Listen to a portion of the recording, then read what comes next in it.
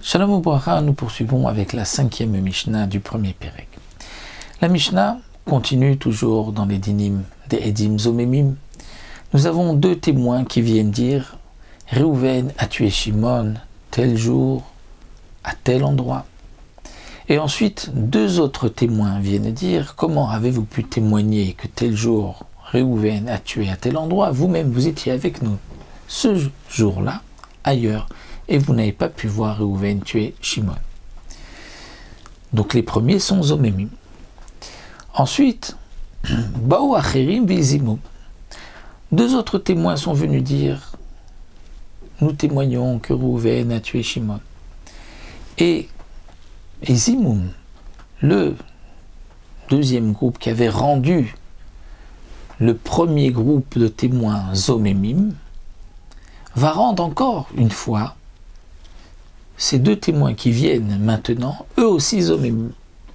Ou bien Baou Achim Vizimum, encore d'autres sont venus, et toujours ce même groupe de témoins les rend Zomemim, dit « Mais vous aussi vous étiez avec nous à tel endroit, vous aussi vous étiez avec nous à tel endroit. » À Philoméa, même s'il y a comme ça 100 groupes qui arrivent, et à chaque fois, les mêmes témoins disent « Vous étiez avec nous, vous étiez avec nous, vous étiez avec nous », et bien Koulam Yeragou. Tout le monde sera tué, puisqu'ils ont tous voulu tuer Réhouven. Ils ont voulu que le Bédine condamne Réhouven, et ils sont tous Zomemim. C'est vrai qu'ils sont tous Zomemim par le même groupe de témoins. Mais puisqu'ils sont Zomemim, la Torah dit on croit à ces témoins-là et on va tuer tout le monde. Sauf Réhouven, puisque les témoins sont Zomemim. Rabbi Yehuda n'est pas d'accord. Rabbi Yehuda Omer, Istasit Izo. Vedanereg et la katarishona bilvat. Rabbi Yehuda dit non. Ici, c'est Istacite, c'est-à-dire que ces deux témoins ont décidé que tout celui qui viendra témoigner contre Réhouven, on les rend Zomemim. Donc, on ne peut pas de cette manière accepter que tout celui qui vient soit Zomem.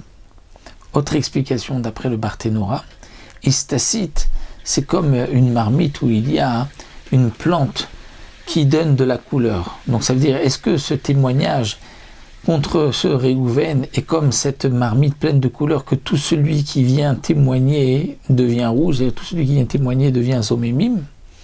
Eh bien, pour Rabbi Yehuda, non, on ne peut pas ainsi tuer tout le monde. Ve'ena nereg et la katarishona bilvat. Mais pour Rabbi Yehuda, malgré tout, on va tuer les deux premiers qui sont venus. Alors pourquoi on tuerait les deux premiers qui sont venus? D'une certaine manière, si on ne croit pas ces deux témoins qui rendent tous Zomemim, donc même pour les premiers, on ne devrait pas les croire. Alors c'est que Rabbi Yehuda pense que, en théorie, dit Rabbi Yehuda, si tu veux rendre Zomemim tout le monde, c'est pas possible, parce qu'ils Istacite, c'est-à-dire on dirait que c'est un complot, ils ont décidé ils ont pris la même idée de rendre tout le monde Zomemim. Mais pour Rabbi Yehuda, dès que les deux premiers qui ont témoigné que Réhouven a tué Shimon sont devenus Zomemim, à partir de ce moment-là, on n'acceptera plus de témoignage. Puisque ces deux-là sont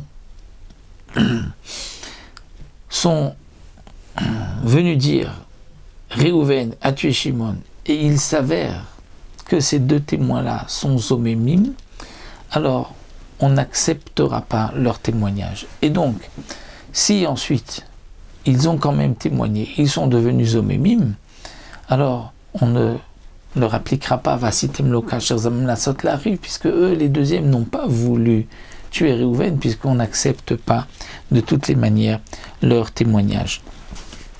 Donc ça, c'est le chidouche de Rabbi Yehuda, qu'on n'accepte pas les témoignages de ces deuxièmes, et donc, puisqu'on n'accepte pas leur témoignage, donc on ne tuera que le premier groupe qui a voulu donc tuer Réhouven, et les autres, on ne tient pas compte de leur témoignage.